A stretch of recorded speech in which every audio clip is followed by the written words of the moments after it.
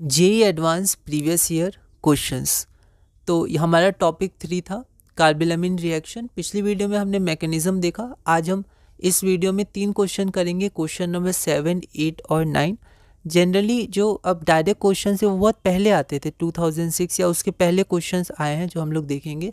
अब direct questions नहीं आते हैं, अब पैराग्राफ में आ सकते हैं। उसमें से एक रिएक्शन आपका कार्बिलमिन का होगा और उसके बाद और भी रिएक्शंस होंगे, या फिर एरो आ सकते हैं, मतलब एक रिएजेंट के संग ए बना, फिर बी बना, फिर सी बना, उसमें से कोई एक कार्बिलमिन हो सकता है। ठीक है, तो हम लोग डायरेक्ट क्वेश्चंस अभी करेंगे, फिर बाद में हम लोग ऐसे क्वेश्चंस भी देखेंगे।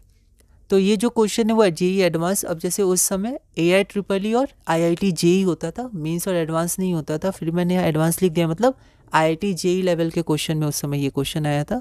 MCQ विद 1 करेक्ट था। क्वेश्चन क्या है, CH3 CHCl3 और KOH ये आपका जब रिएक्ट करता है तो एक नाइट्रोजन कंटेनिंग कंपाउंड बनता है, KCl बनता है, और हाइड्रोजन मतलब ये आपका हो गया वाटर बनता है। ठीक है, तो ये जो आपका रिएक्शन है वो बैलेंस नहीं है। तो ये जो नाइट्रोजन कंटेनिंग कंपाउंड बनता है वो क्या है, ये क्वेश्चन पूछा गया था 2006 में IIT जेई में। आपके पास यहाँ पर 4 ऑप्शंस हैं। एक बार आप इस क्वेश्चन को ट्राई करिए, फिर हम लोग आगे बढ़ते हैं। यहाँ पर हम लोग देख सकते हैं कि ये कार्बिलमिन रिएक्शन है, रिएजेंट है, 1 डिग्री अमीन है, तो CH3NC बन जाएगा। तो CH3NC में भी N के पास पॉजिटिव चार्ज होता है, वो डोनर होता है, C आपका एक्सेप्टर होता है, तो उसके पास निगेटिव चार्ज होगा। तो ऑप्शन नंबर C हो जाएगा, 1 करेक्ट ही है ना।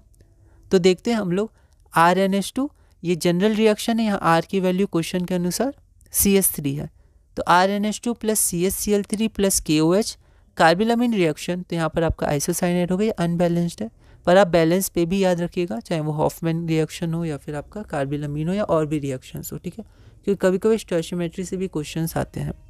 तो नाइट्रोजन कंटेनिंग कंपाउंड क्या हो गया, CH3NC मिथाइल आइसोसाइनेट। अगला क्वेश्चन है हमारा क्वेश्चन नंबर 8। ये 1996 में आया था, तब सब्जेक्टिव क्वेश्चंस आते थे। 1 मार्क का क्वेश्चन है, subjective. Right the structure of the foul smelling compound obtained when aniline is treated with chloroform in presence of H2O। तो एनिलीन जब ट्रीट होता है chloroform in presence of H2O, तो उसका रिएक्शन आपको लिखना है, मतलब उसका रिएक्शन लिख दीजिएगा। और पर क्वेश्चन है structure of foul smelling compound, तो इस रिएक्शन में जो फाउल स्मेलिंग कंपाउंड होता है उसका स्ट्रक्चर आपको लिखना है। एक बार आप इस क्वेश्चन को ट्राई करिए, फिर हम लोग आगे बढ़ते हैं।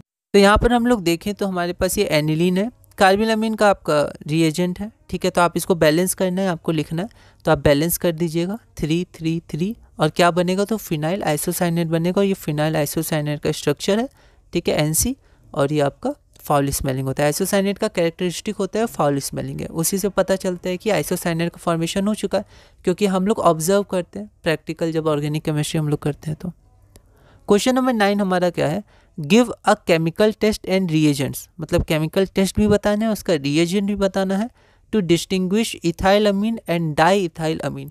ये क्वेश्चन 1988 1 मार्क का आया था सब्जेक्टिव, और अब ऐसे क्वेश्चन बोर्ड में इंपॉर्टेंट है, बोर्ड में आते हैं।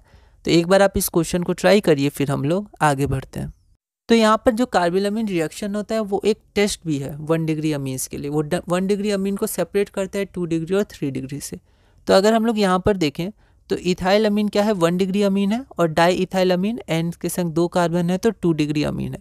तो 1 डिग्री अमीन तो कार्बिलमिन रिएक्शन देता है, कार्बिलमिन टेस्ट को पॉजिटिव रिजल्ट देता है, पर 2 डिग्री और 3 डिग्री नेगेटिव रिजल्ट देते हैं, वहाँ पर फाउल स्मेलिंग आइसोसाइनेट फॉर्म नहीं होता है। तो कार्बिलमिन रिएक्शन एक डिस्टिंक्शन टेस्ट होता है, वो डिस्टिंग का मतलब डिफरेंस करता है 1 डिग्री 2 डिग्री और 3 डिग्री में, 2 डिग्री 3 डिग्री में नहीं करता है, स्पेशली वो सिर्फ 1 डिग्री को अलग कर देता है 2 डिग्री 3 डिग्री से। ठीक है, तो अगर 1 डिग्री अमीन है तो उसमें फाउल स्मेलिंग आइसोसाइनेट का फॉर्मेशन होगा, तो 1 डिग्री सारे इसको देते हैं, पॉजिटिव रिजल्ट शो करते हैं। तो ऑल एलिफेटिक हो या फिर एरोमेटिक हो, दोनों, है ना। तो इसका रिएक्शन ऐसा हो जाएगा, आप इसको बैलेंस कर दीजिएगा। तो इथाइल आइसोसाइनेट का फॉर्मेशन है, ये फाउल स्मेलिंग है। लेकिन जब डाई इथाइल अमीन जो कि 2 डिग्री अमीन है, इसके संग परफॉर्म किया गया, तो हमारे पास कोई फाउल स्मेलिंग आइसोसाइनेट का फॉर्मेशन नहीं हुआ, मतलब ये 1 डिग्री अमीन नहीं है। तो क्योंकि हमारे पास 2 ही कंपाउंड है, ये टेस्ट दिया तो ये 1 डिग्री अमीन है, तो 1 डिग्री हमारे पास क्या, इथाइल अमीन, मतलब ये वाला इथाइल अमीन है, फाउल स्मेलिंग जो आया। ठीक है, और किसका फाउल स्मेल आया, तो इथाइल आइसोसाइनेट का फाउल स्मेल आया। ठीक है, और डाईइथाइल अमीन में no formation of isocyanate, that is foul smell is not observed. ठीक है, तो ये हमारा पूरा हुआ। अब क्या है कि अब ऐसे क्वेश्चंस नहीं पूछे जाते हैं। आप देखे होंगे ये जो 3 क्वेश्चन में एक क्वेश्चन, बाकी क्वेश्चन तो बहुत पुराने थे, एक क्वेश्चन 2006 का था, मतलब लगभग 20 ईयर्स बैक का था। तो अब क्वेश्चन थोड़े मिक्सचर में पूछे जाते हैं, थोड़े मिसलेनियस क्वेश्चन पूछे जाते हैं। तो बहुत सारे रिएक्शंस लाइन में दिए रहते हैं या पैराग्राफ में या फिर एरो में, उसमें से कोई एक रिएक्शन आपका बीच में कार्बिलमीन का भी होता है। तो वैसे भी रिएक्शंस हम लोग करेंगे। पहले हम लोग इंडिविजुअल रिएक्शंस और कुछ मैकेनिज्म देख रहे हैं, फिर धीरे धीरे हम लोग उन टाइप के भी क्वेश्चन जो प्रीवियस ईयर्स में आए वो देखेंगे। तो इस वीडियो में हम लोग ने इतने 3 क्वेश्चन किए। अगली वीडियो में हम लोग टॉपिक 4 हिंसबर्ग रिएजेंट या हिंसबर्ग टेस्ट, या फिर हम लोग इसको हिंसबर्ग रिएक्शन भी कहते हैं या reaction with benzene sulphonyl chloride भी कहते हैं, क्योंकि Hinsberg reagent benzene sulphonyl chloride ही होता है। इसको देखेंगे। हमेशा की तरह इसका हम लोग एक मैकेनिज्म देखेंगे पहले ब्रीफ में क्या हो रहा है, और उसके बाद हम लोग देखेंगे कैसे सेपरेट करता है थोड़ा सा, और उसके बाद हम लोग इससे रिलेटेड जो क्वेश्चंस आए वो क्वेश्चंस हम लोग देखेंगे। तो इस वीडियो में हमने टॉपिक 3 के 3 क्वेश्चंस पूरे किए। अगली वीडियो में हम लोग टॉपिक 4 हिंसबर्ग रिएजेंट या reaction with benzene sulphonyl chloride से कंटिन्यू करेंगे, और धीरे धीरे अपने इस चैप्टर एमीन्स के जेईई एडवांस के प्रीवियस ईयर क्वेश्चंस में आगे बढ़ेंगे।